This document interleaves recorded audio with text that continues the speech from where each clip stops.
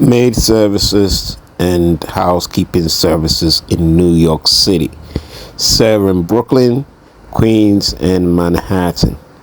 So these are the conditions, how it looks, and after we fix the bed, this is how we look. We are eco-friendly. We use fragrance-free cleaning. So this is how the kitchen looks after our maid services in New York City or housekeeping services. It's a tidy up service. We finish in 3 hours if you have a 1-bedroom, 2-bedroom, 3-bedroom apartment. On our website, you can find prices for our housekeeping services. Thank you very much for watching. If you have an Airbnb, we also serve in Airbnbs.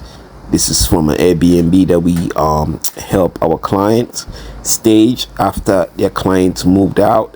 So if you need housekeeping services or maid services in Brooklyn, Manhattan, or Queens, we serve some areas in Queens, not all areas in Queens.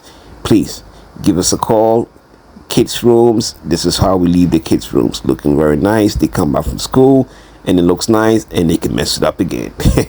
So like, this is all about getting the best for you and your family. So if you like what you see and you would like to book our housekeeping services, please do not hesitate to contact us. Our information is at the end of this video.